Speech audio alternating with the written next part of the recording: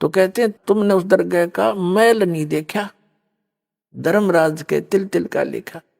आपको सत्संग में बताया जाता है कभी अपनी नियत किसी के दूसरे के धन पे या पराई स्त्री पे भूल कर सपने में भी नहीं करना। अपने मन को हमने परमात्मा के रंग में रंगना है। और यहां से चलते समय फिर यही बकवाद बहाऊंगी। जैसे त्रिकुटी पर गए, वहां तो काल का भयंकर जाल है, वहां डांस हो रहे हैं, बड़ी बड़ी स्टेज लगा कर सुंदर सुंदर लड़कियां नाच रही हैं। और आपकी जैसी वृत्ति यहाँ होगी, उड़े जा खड़े होगी नौकर का थाने, इतने वो परमात्मा जालेंगे काल गोदी पकड़ के, अरे ठोक देगा उड़े फिर ठा के स्वर्ग में, अंडे जी धक्के खांदे। ये कर्मता संग जन्म हो गया हमने करता ने। तो ये जैसा स्वभाव आप यहाँ बनाओगे ये आपके आगे काम आओगा। तो यहाँ बताया है कि जो वही व्यक्ति पार होगा जो पूरे अध्यात्म मार्ग से परिचित और तत्परम से परिचित। गीता अध्याय नंबर 8 के श्लोक नंबर 1 में अर्जुन ने प्रश्न किया कि किम तत्परम, किम अध्यात्म और किम कर्म पुरुषोत्तम। वो तत्परम क्या है, जो अध्यात्म मार्ग क्या है, अध्यात्म तो उसने बता दिया, तत्वदर्शी संतों के पास जाके समझ ले, वो बताएंगे। और तत्परम के बारे में 8वें अध्याय के 3 श्लोक में श्रीमद् भगवद गीता में कह रहा है गीता ज्ञानदाता कि वो परम अक्षर ब्रह्म है। इससे ये सिद्ध हो गया कि गीता ज्ञानदाता से अन्य है वो परम अक्षर ब्रह्म। और ये है वो तत्वदर्शी संत जो आपको कृत्स्नम अध्यात्म बतावेगा।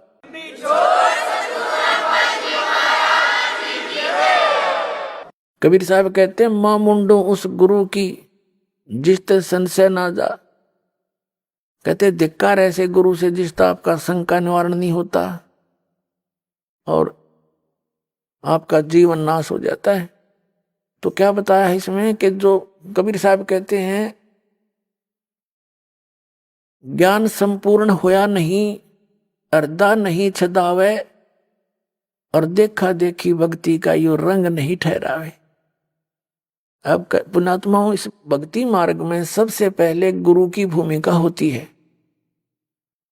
और कबीर साहब कहते हैं गुरु मानुष कर जानते ते नर कहिए अंध, ओवे दुखी संसार में आज्ञा काल के फंद। गुरु को मानुष जोग ने और कर चरणामृत को पान, ते नर नरक में जावेंगे योग योग हो समान। यानी गुरुजी को आपने एज ए गॉड ट्रीट करना है। पुणात्माओं जो परमात्मा स्वयं आए थे कबीर जी, तो उन्होंने भी अपनी झलक किसी को विशेष भगत को ही छोड़कर अन्य किसी को ये महसूस भी नहीं होने दिया कि वो स्वयं उतरे हैं। और वो खुद कहते थे वो परमात्मा भाई सतलोक में रहता है, वो सदा सुखदाई है, वो अविनाशी है, तुम वहां से आए हो, वहां जाकर ही तुम्हें सुख होगा, वहां जाने की विधि ये ऐसे है। बस वो तो स्वयं परमात्मा भी थे। लेकिन गुरु अलग होता है, परमात्मा भिन्न होते हैं। गुरु तो केवल उस परमात्मा से मिलाने वाला आपको आपका एक मीडिया होता है, उस परमात्मा से मिलाने वाला होता है। परमात्मा अलग है, गुरु अलग है। लेकिन गुरु उस परमात्मा का कृपा पात्र होता है। अब परमात्मा कहते हैं कि आप जी ने यहां अपने गुरु जी को एज ए गॉड ट्रीट करना पड़ेगा, भगवान की तरह व्यवहार करना पड़ेगा। उनको भगवान मान कर रिहर्सल करने पड़ेंगे, अपने मन पापी को सेट करना पड़ेगा, आपने दुष्विचारों को रोकना पड़ेगा। संघर्ष रिहर्सल है ये आपकी। यहाँ बुलाकर आपको यहाँ क्रियाएं कराई जाती हैं, दंडोत प्रणाम कराया जाता है, आपसे 2 पैसे दान कराए जाते हैं और दान से ही आपको फिर यहाँ की सुख सुविधाएं मिलती हैं।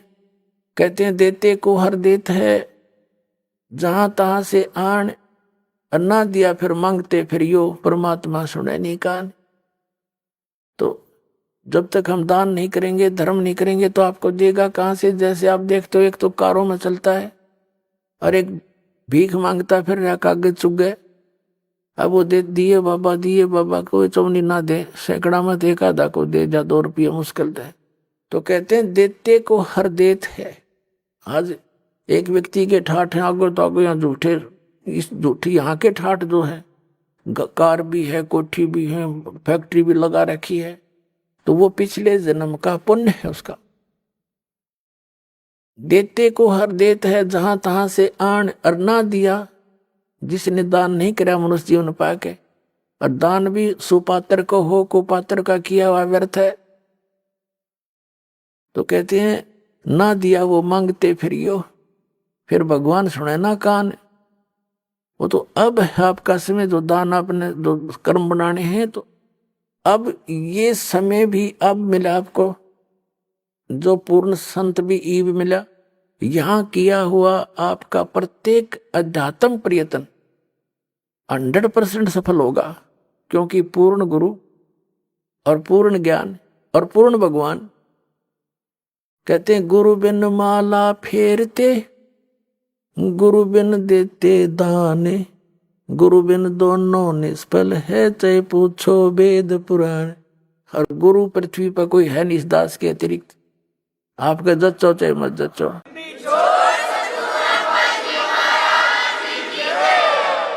आपको यकीन हो या ना हो, ये सच्ची बात समझ लेना।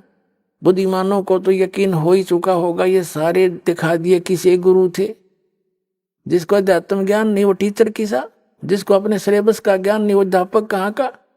तो ये गुरु नहीं थे, इनके द्वारा इनको आधार मान के की हुए आध्यात्मिक क्रियाएं आपकी यूजलेस, क्योंकि वो शास्त्र विधि को त्याग कर मनमाना आचरण। तो शास्त्र अनुकूल साधना और अधिकारी इस दास को बनाया है। और अब चाहे पूरा विश्व आके नाम ले लो, सारे पार हो जाएंगे, क्योंकि शब्द बहुत जबरदस्त शक्ति होती है। दास ने नाम दे दिया, आपने भक्ति करनी, मर्यादा में रहना, पार हो जाओगे। उसके लिए क्या बताते हैं, गुरु मानुष कर जानते ते नर कहिए अंध, ओए दुखी संसार में आगे काल के फंद।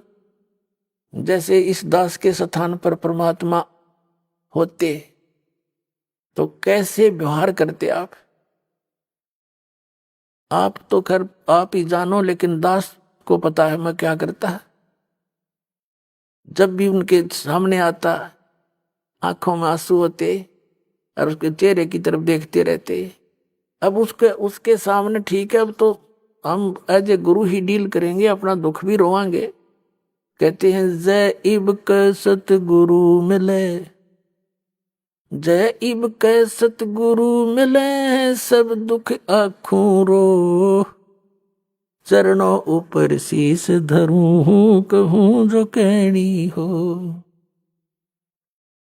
तो कहने का भाव ये है कि जैसे गुरु जी के सामने आप भगवान के पास जाते हो, और आपसे गुरु जी क्या कहेगा कि भाई शराब नहीं पीना, चोरी नहीं करना, मर्यादा भंग मत करना, मर्यादा में रहना, भक्ति करना।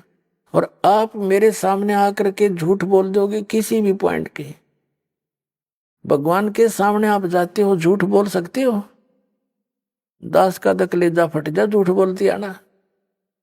तुम अपने आप सोच लो ना, आप किस व्यवहार करोगे मेरे साथ। जो इस दास के साथ आपका व्यवहार होगा वो भगवान के साथ माना जाएगा। दास भगवान नहीं है, लेकिन कबीर साहब कहते हैं गुरु को भगवान मानना पड़ेगा आपने।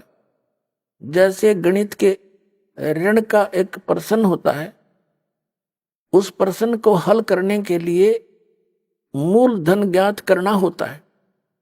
वो मूलधन करोड़ों की संख्या में होता है, लेकिन वो मूलधन अज्ञात होता है। उस अज्ञात मूलधन, करोड़ों के मूलधन को प्राप्त करने के लिए, जानने के लिए, पाने के लिए मानना पड़ता है मूलधन 100 रुपये।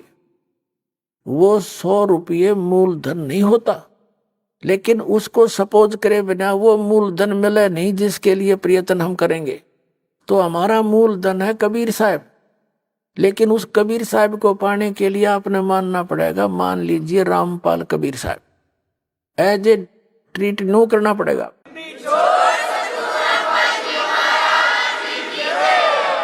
और ऐसे सपोज करे बिना आप पा नहीं सकते उसको। ये नियम है, फार्मूला है। और जो स्टूडेंट फार्मूला वही लगा कर चलेगा तो उस प्रश्न को हल कर लेगा, ना तो फेल हो ही तुम। तो हमने फेल नहीं होना। जब परमात्मा की स्कूल में आए हो, विद्यालय में, तो सारे फार्मूले लाओ। जब वह सफल हो गए तुम, तो कहते हैं मान लीजिए गुरुजी भगवान है, और भगवान के पास फिर गुरु सम्मुख ले झूठ संजोई, निश्चय नरक पड़े से सोई। वेद पुराण कहे सब साखी, साखी शब्द सब यूं बाकी। मानुष जन्म पाके खोए, और सतगुरु विमुखा युग युग रोए।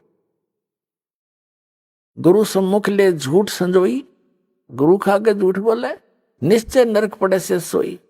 तो परमात्मा कहते हैं गुरु मानुष कर जानते ते नरक ये अंध, ओए दुखी संसार में फिर आग गए यम के फंद।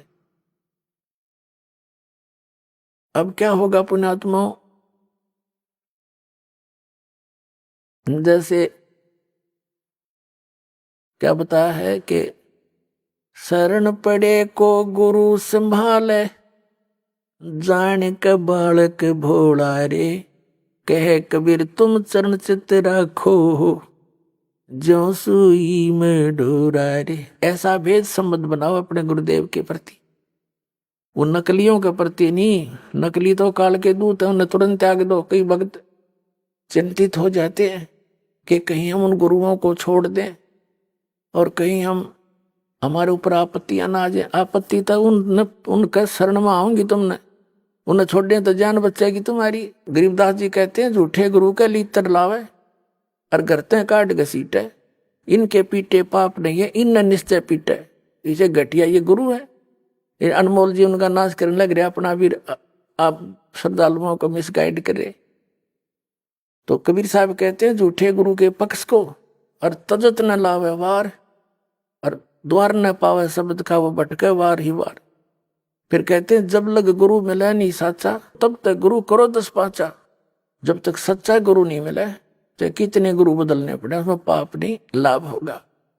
कहते कबीर डूबे थे हम उबरे, गुरु की ज्ञान चमक, और बेड़ा देखा दरदरा उतर चले फड़के।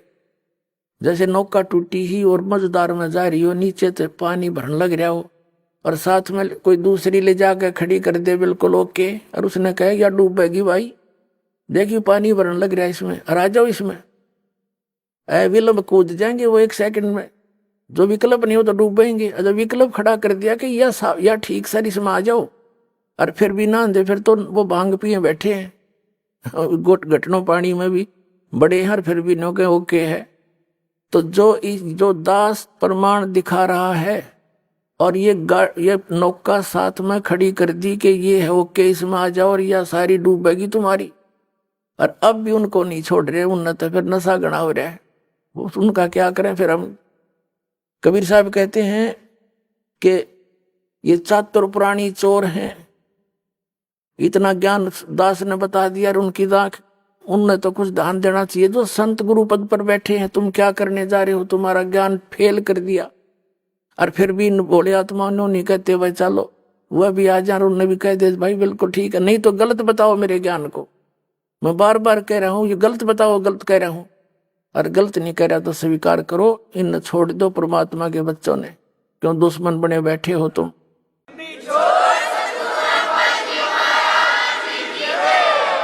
तो पुण्यात्मा ये जो है जितने भी संत हैं, अब इनको सोचना पड़ेगा। विवश कर दूंगा, ऑनलाइन रखूंगा इन्हें जब तक ये हानि भर लेंगे।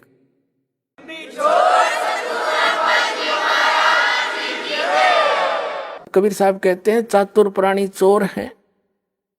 जैसे मधु परमहंस हरिये नो कह बोला हमने आध्यात्मिक ज्ञान चर्चा ना करी, इससे सिद्ध है कि ये परमार्थी नहीं है। अगर ये संत होते तो रूपदास जी की तरह कह देते धर्मदास को कि बेटा जा अपना कल्याण करा ले, मेरे तो समझ में आती नहीं, और तुझे गुरु मिल गया है तो जा कल्याण करवा ले। तो उसने छोड़ दिया तो बोली आत्मा आ गया और कबीर साहब के चरणों में गिर गया। फिर तो पूछो मत, फिर तो सारी ये बात समझ में आ गई है, भगवान मेरा तो नाश हो जाता, मैं तो डूब गया था। बताइए जीव कहाँ जाएंगे जो आपके शरण में नहीं आते। परमात्मा ने कहा था तू ज्यादा चिंता मत कर, या पिछली पीढ़ी का समय होगा ना, जो 5500 वर्ष बीत जाएगा कलयुग, तब देखूंगा मैंने सारा ने। और तू भक्ति कर, तेरे वंश भी तभी पार होंगे जब मैं दोबारा आऊंगा। अब परमात्मा ने तो दास भेज दिया पुण्यात्मा, 100 की 100 साची मान लेना। ये सब प्रमाण बताने लग रहे।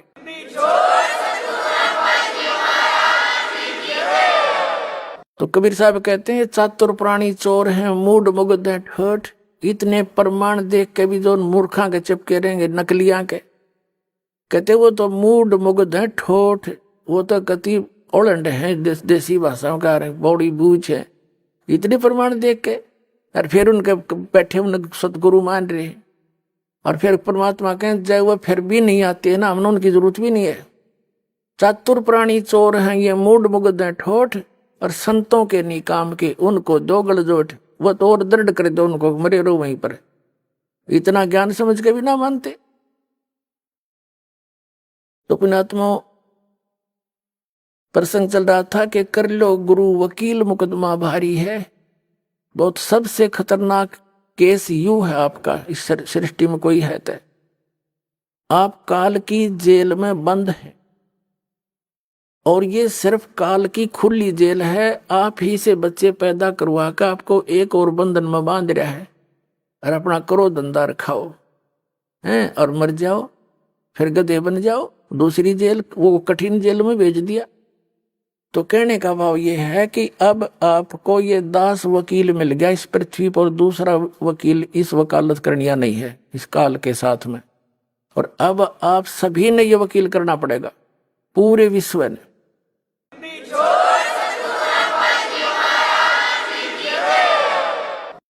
और उसके लिए क्या बताया है आप जी, जैसे बताई दिया कि प्रथम मंत्र जो आपका जाप है, आपके इन सभी कमलों के से बरी कराएगा आपको। जैसे ये राधा स्वामी पंथ वाले और जय गुरुदेव पंथ वाले, ये एक विचार है इनके एक जैसे, क्योंकि ये राधा स्वामी पंथ से निकले हैं, आगरा वाले से ही, और ये व्यास वाला भी, और धन धन सतगुरु सच्चा सौदा सिरसा और जगमाल वाली वाले, ये निरंकारी, ये ठाकुर जी वाले, ये सारे एक कुएं का पानी है। दनोद वाला जो बयानी में बना रखे, ये क्या कहते हैं कि हम तो सीधे त्रिकुटी पर ध्यान लगाते हैं। त्रिकुटी पर हमने नीचे के इन कमल कमलों की कोई आवश्यकता नहीं। देखे घर का राज बना रहे, अब विदेश में है और स्वदेश जाना है मान लीजिए, और वहां से वापस आने के लिए आपने वहां के सभी नो ड्यूज सर्टिफिकेट लेने पड़ेंगे, और तब आपका वापस आने का सारी क्लियरेंस होगी, तब आप वापस आ सकते हो। और आने के लिए फिर किराया भी चाहिए आपने। तो ये यहाँ हम जो रह रहे हैं, जैसे किसी ने टेलीफोन का कनेक्शन ले रखा था, बिजली का, पानी का, गैस का, धंधा ठीक होने ना होने के कारण वो सारे कट गए, उनके टैक्स दिए नहीं, तो दूने कंगाल हो गए। तो उस समय कोई ऐसा गारंटर चाहिए आपने जो सरकार से आपकी सुविधाएं चालू करवा दे, और फिर आपसे कहेगा कि आप अपनी कमाई करो, टैक्स भरो। तो बहुत अच्छी बात होगी, कमाओगे तो टैक्स भी भर दोगे। तो दास आपका गारंटर बना दोबारा, आपके ये सारे कनेक्शन चालू करवा दिए। अब इनके ये मंत्र जाप करो, इनकी मजदूरी करो। यह साधना है, पूजा नहीं है। पुण्यात्माओं, पूजा और साधना में बहुत अंतर होता है। पूजा तो वो कसक है किसी वस्तु के पाने की, जैसे हमने जल प्राप्ति करनी है और जल पृथ्वी में है, तो हमारे अंदर जो पूजा है वो तो जल है पूज्य। उसके पाने के लिए जो भी हम प्रोसीजर अपनावाएंगे, जो इंस्ट्रूमेंट यूज कराएंगे, वो वही हो जो उस पानी को, पूज्य वस्तु को प्राप्त करा दे। इब हम लकड़ के लठ गेलना नु खोदन लगे, कद तक खोदेंगे इसने? यानी जो गलत नाम है वो लकड़ के लठ से धरती खोद रहे हम, वो कभी नहीं हो सकता, वहां तक पहुंचे नहीं सकते। तो उसके लिए इंस्ट्रूमेंट है बोकी, बोकी और पाइप। जैसी सतनाम आपका है, ये बोकी और समझ लो पाइप है। और इसको लगाएंगे तो यह मजदूरी है। ये 2 मंत्र, ये हमारा जाप, ये हमारा पूज्य नहीं है। उस पूज्य वस्तु को पाने के लिए ये इंस्ट्रूमेंट है हमारे, या साधना है, या मजदूरी है। और पूजा हम जल की कर रहे हैं, हम पूजा कबीर साहब की कर रहे हैं, सतलोक जाने की, उस सुख को पाने की। और ये जितने भी मंत्र हैं ये हमारे इंस्ट्रूमेंट हैं, ये हमारी साधना के हथियार हैं, ये औजार हैं हमारे। इनसे हम मिलेंगे, ये औजार ही वहां इस प्रोसेस में का, इस प्रोसीजर में यही कामयाब है, दूसरा कोई हो ही नहीं सकता। तो और मंत्र नहीं इस पृथ्वी पे मोक्ष प्राप्ति के, केवल यही मंत्र है जो दास आपको दे रहा। और ये प्रमाणित है, जिन महापुरुषों को परमात्मा स्वयं आकर मिले और उनको पहले तो सचखंड सतलोक दिखाया, जो स्थान की हमने कति भूल पड़ गई थी। अब पुण्यात्माओं जब ये प्रमाण दास के पास नहीं होता तो थूक बिलो लेता मैं, किसी का जू नहीं रहेंगे वो। अब ये ऐसे एथेंटिक प्रमाण हैं जो आपके हृदय से हट नहीं सकते। आज किन किन को भगवान मिले? आदरणीय धर्मदास साहिब जी को, और इस कथा से खूब परिचित है पूरा कबीर पंथ। आदरणीय नानक साहिब जी को परमात्मा मिले, सचखंड लेकर गए। इससे पूरा सिख अच्छी तरह परिचित है कैसी घटना घटी थी। और ऐसे ही आदरणीय दादू साहिब जी के साथ हुआ था, ये भी दादू पंथी सब जानते हैं। ऐसे आदरणीय गरीबदास साहिब जी के साथ हुआ था, सतलोक लेकर गए थे, वापस छोड़ा था, ये पूरा गरीबदास पंथ जानता है। ऐसे घीसा दास साहिब जी के साथ हुए थे। तो कहने का भाव ये है कि उन महापुरुषों को उस परमात्मा ने कौन सी साधना दी थी सतलोक जाने की, तो वही हमने आवश्यकता पड़ेगी, उससे अतिरिक्त कोई भक्ति नहीं, कोई साधना नहीं। तो वो कौन से मंत्र थे? वो यही थे वो मंत्र। इनको आदेश दे दिया था सख्त कि धर्मदास मेरी लाख दुहाई, यो मूल ज्ञान की तबार न जाए। और फिर इसी प्रकार कहा था, धर्मदास मेरी लाख दुहाई, ये सार शब्द कई बार ना जाए। ये मूल ज्ञान और सार शब्द बार जो पढ़ी, बिचली पीढ़ी हंस नीतर ही। अब जितना भी युग काल का सबसे ज्यादा, सबसे अधिक जो पंथ का विस्तार हुआ है, ये राधा स्वामी से हुआ है, दूसरे नंबर निरंकारी से हुआ है। और ये दोनों के दोनों गुरु ग्रंथ साहिब को पढ़ के न्यारा सांग जोड़ा। और यदि ये मंत्र गुरु ग्रंथ साहिब में होते तो ये यही मंत्र देते पाते। तो बता आज ये दास कैसे भिन्नता बताता आपको कि ये अधिकारी है नहीं। चल ये अधिकारी होते और ये मंत्र दे रहे होते तो कोई दिक्कत ना थी। मैं क्यों थूक बिलाऊं, वो क्यों सिर में दर्द करता, मैं भी लेकर नाम अपनी पार हो जाता। ये अधिकारी नहीं है, इनके पास ये मंत्र भी नहीं है। और उनको परमात्मा ने, उन महापुरुषों को इसलिए मना कर दिया था कि यह बात बिगड़ जाएगी। बीचली पीढ़ी में मेरा और काल का एक एग्रीमेंट हो रहा है कि कलयुग में कितने जीव ले जाना। तो परमात्मा ने पता था कि बीचली पीढ़ी में पहले तो शिक्षित करूंगा इन सबको। नहीं पिछला इतिहास देख लो, हमारे दादे परदादे ने कोई पाड़ी जाया करता, कोई हाड़ी जाया करता, कोई कितना मजदूरी करके अपना टाइम पास कराया करते, उन्हें पढ़ने की आवश्यकता नहीं थी।